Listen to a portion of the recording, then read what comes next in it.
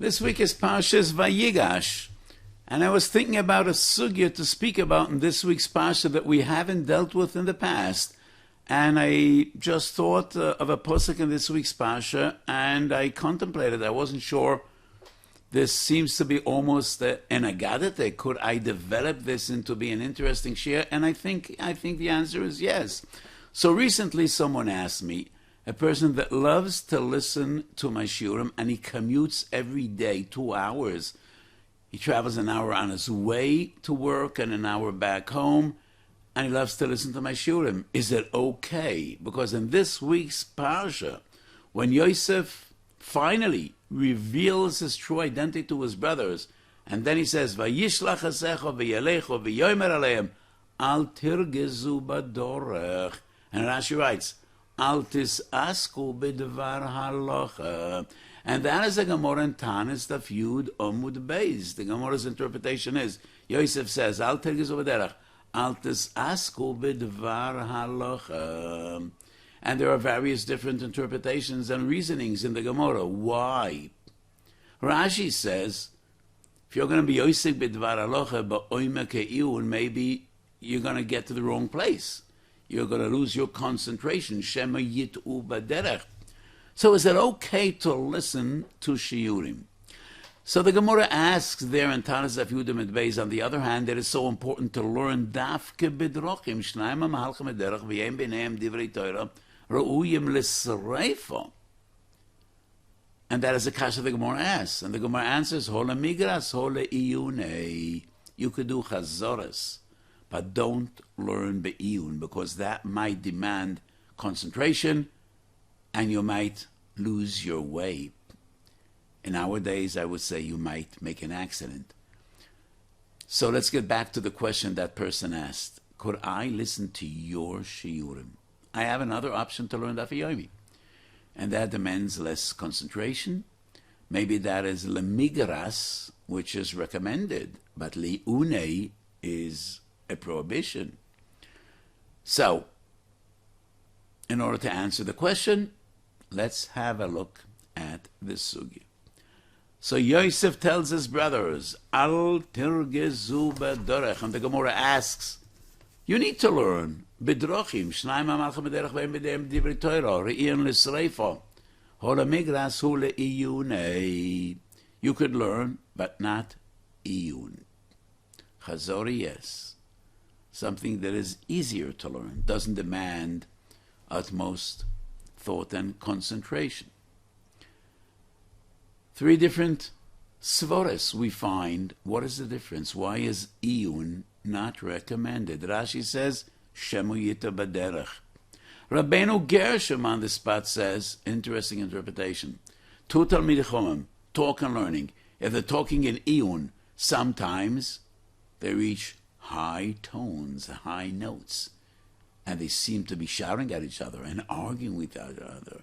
So passerbys, pedestrians, will think there's a big fight going on, and they might intervene, and that is why al targizu b'derech, al targizu b'derech. Don't make people annoyed. People will become annoyed. You're sitting in the bus, you're sitting on a train, and you're fighting with each other, and people don't like to see that.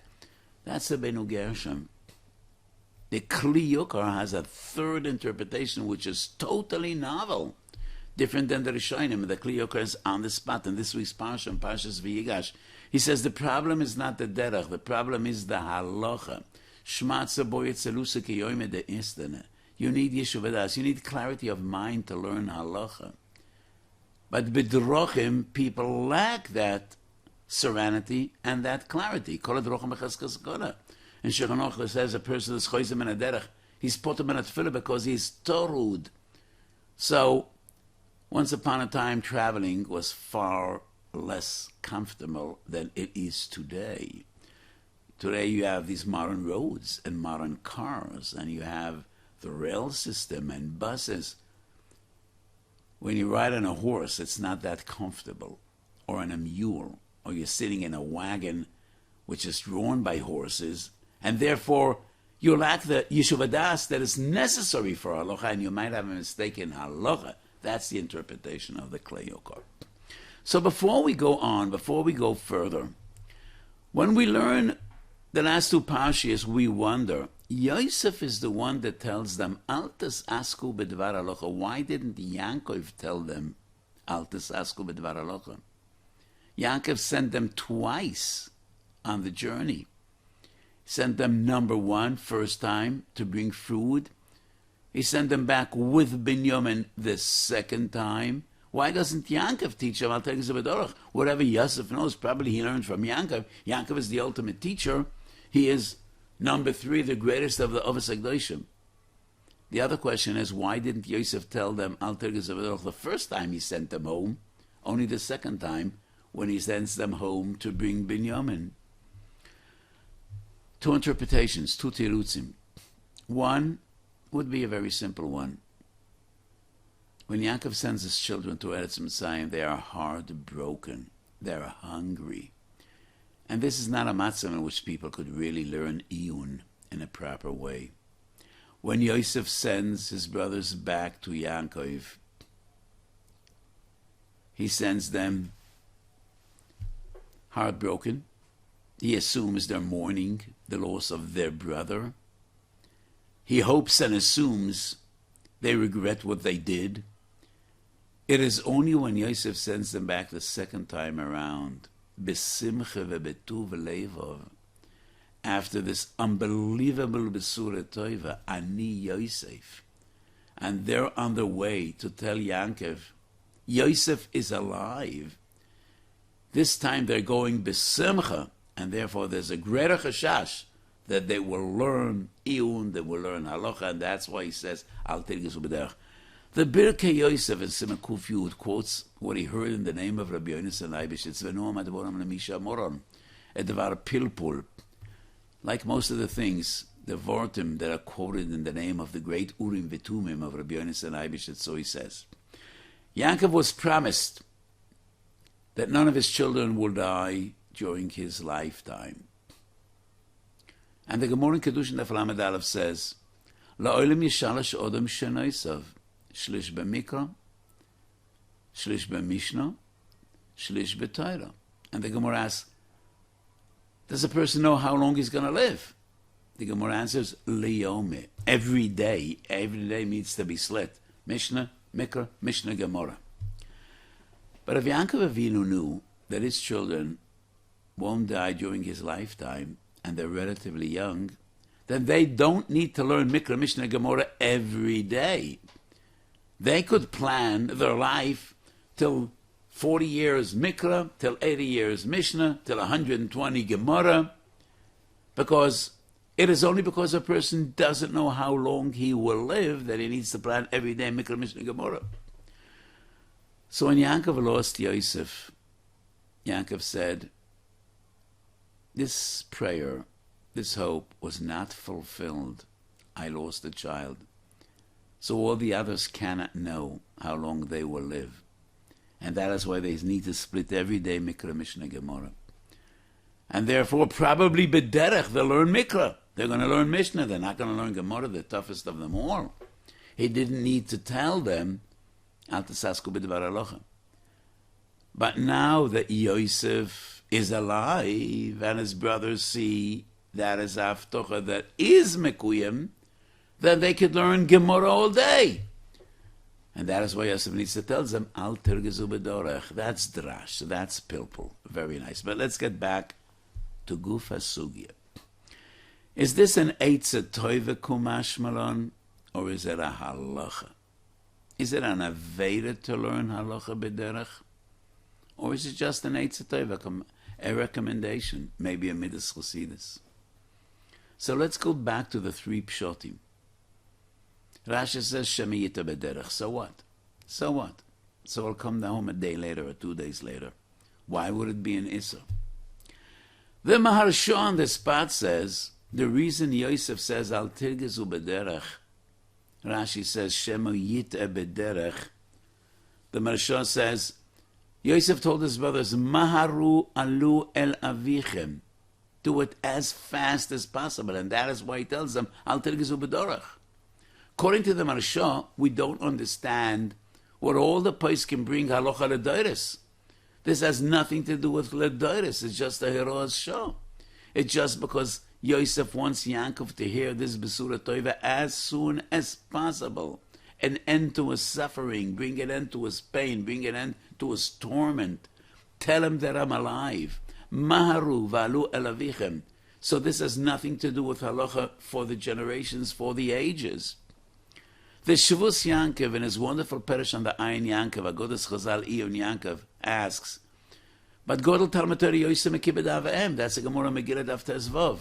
So why shouldn't they learn? It's going to take another day or two, let it take another day or two. Godel Talmud Torah Yosef Mekibed Avim. The Iyun Yankov answers, the reason Yosef wants Yankov to know as soon as possible is not because of Kibud Avim, because Yankov is for years mourning, suffering. He's in torment. He's torn apart, and that is why he wants to salvage Yankov from his Yisurim. Zois va'oid. There is a famine in Eretz Mitzrayim. Im ein kemach ein Torah. So this is bittul Torah. This famine, this hunger is calling bittul Torah. And therefore, as soon as possible, tell Yankov, bring him down here. But still, the Magen Avraham quotes this as a halacha ledoros, not only between Yosef and Yankov and the brothers. So coming back to Yankov's pshat, Shemi yita bederech, azma. So my natir would be to say, Eitz Tov v'kamashmalan. But maybe what Rashi means is sakana. Im yita bederech, you might get lost in the forest. And being lost in a forest is a danger. The elements, Chayes Rois, the wolves and the bears and the lions, and the Ganovim, Robin Hood is lurking in the forests to rob the rich. And some of his people out there aren't the nicest of people. I think the Meiri goes beyond. Rashi just says two words, Shemiyita.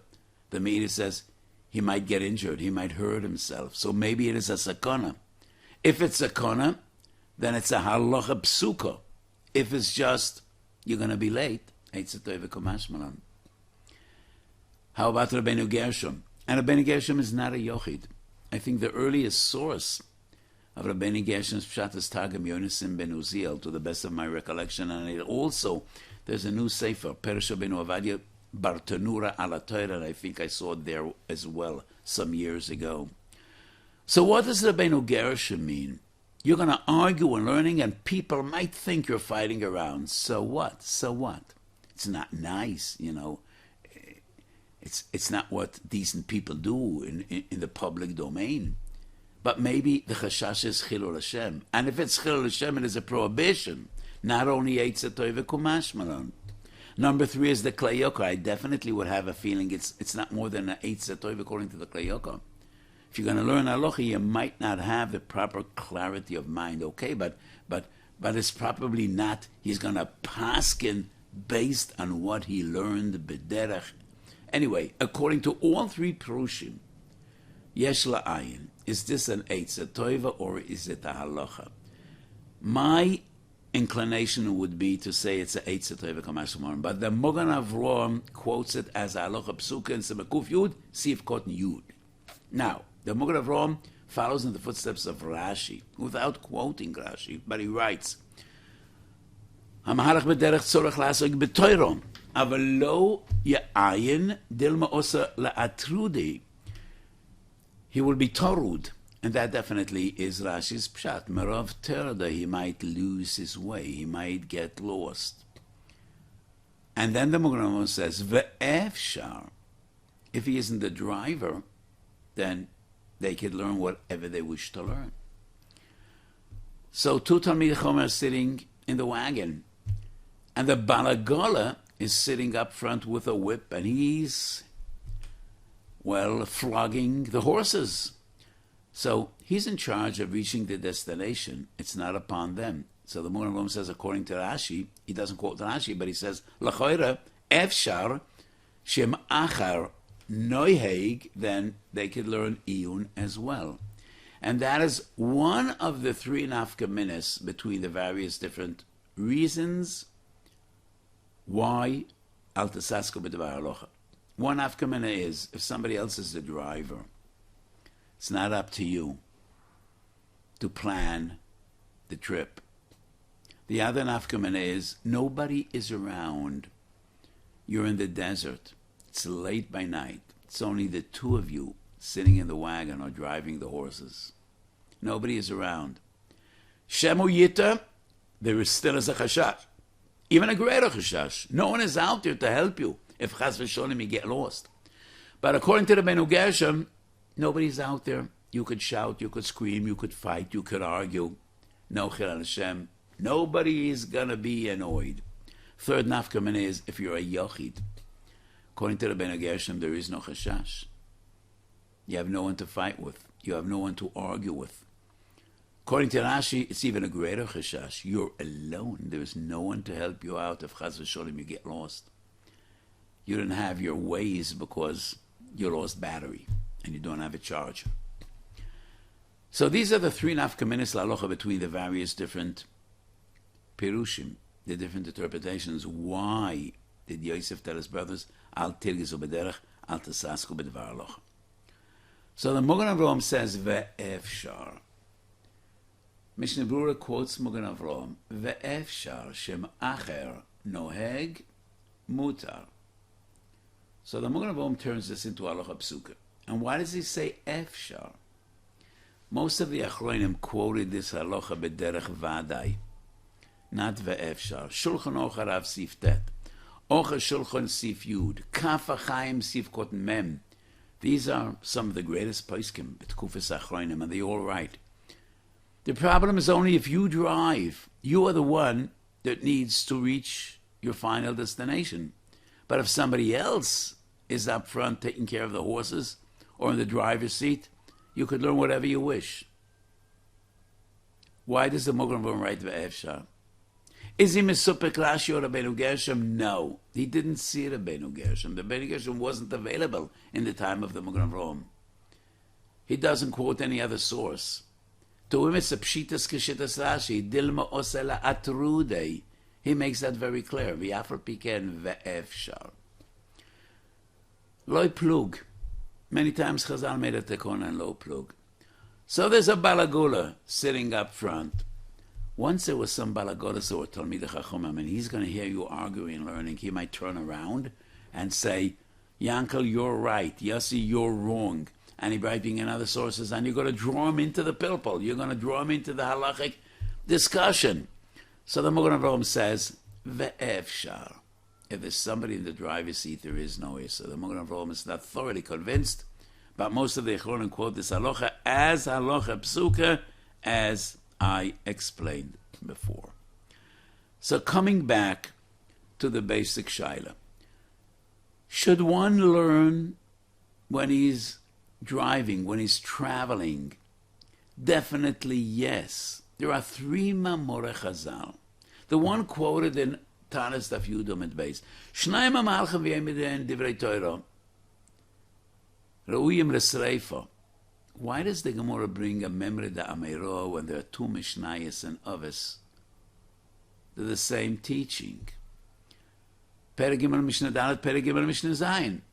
Perek Gimel Mishnah Dalet, Reb Chananya ben Chakinu yomer, amahalach b'derech v'yichidi, u'mefanei liboy medivrei Torah, reize meschayev b'nafshoy.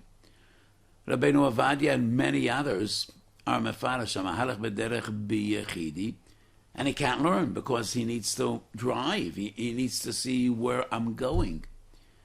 And he exposes himself to danger because kol adrochem becheska sakana.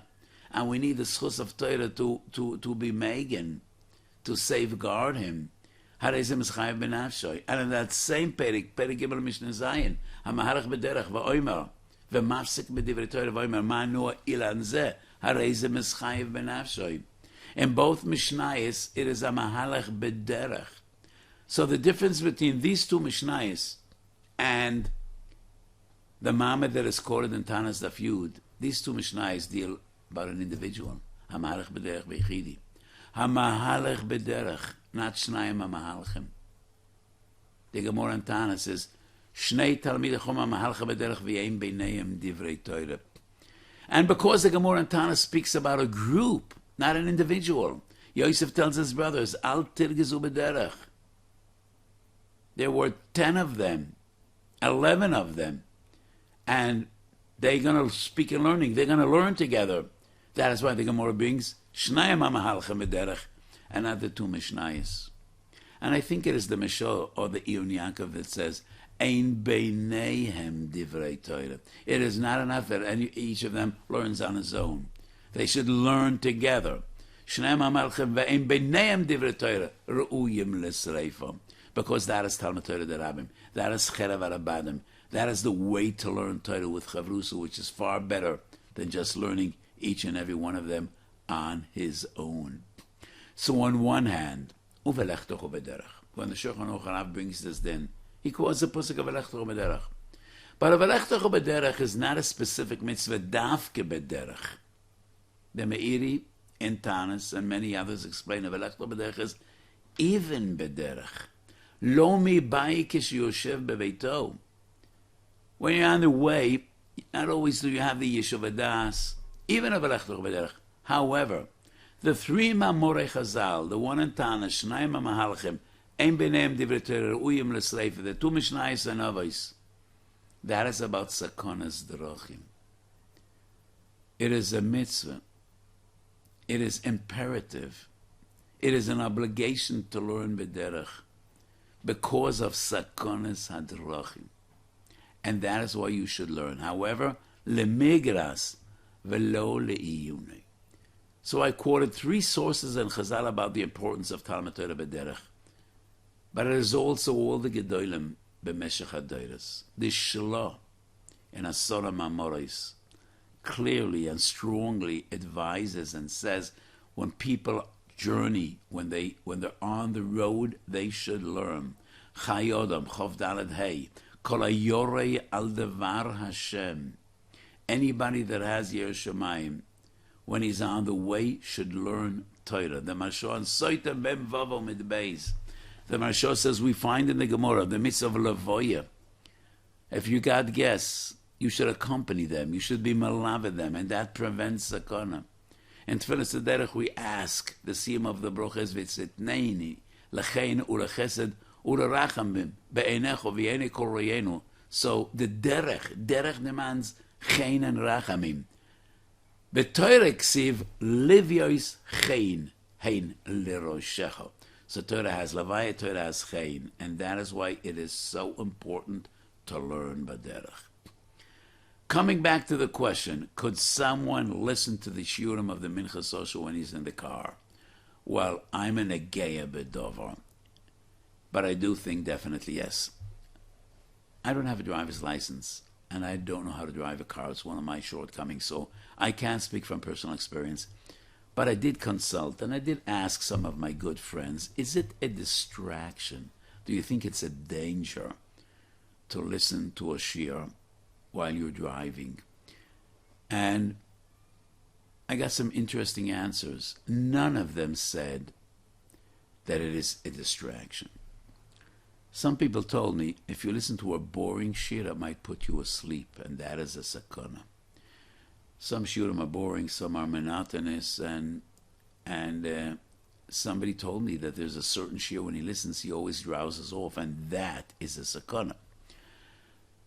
But if you enjoy the shiur, and it gets you excited, and it doesn't bore you, and it doesn't put you asleep, according to what I heard from people, it doesn't diminish your concentration on the road at all. One person told me, and that was very nice to hear, the drivers, especially Israeli drivers, are very nervous drivers. And everybody honks their horn in Israel. You can't be 10 minutes on the road without hearing 100 automobiles honking. And people, cut you short, and they go out of the lane, and they're just always in a rush. When you listen to a good shiur, you enjoy the traffic, because the more traffic you have, you're listening, you're enjoying Divrei Torah. So maybe it would be strongly recommended to listen to Shiurim when you're driving. So what do Chazal mean when Chazal say that Iyun might be a distraction? That is when people talk to each other and they will argue and the driver will look aside. He'll look into his friend's face and he will gesticulate with his hand and say, you're wrong, and that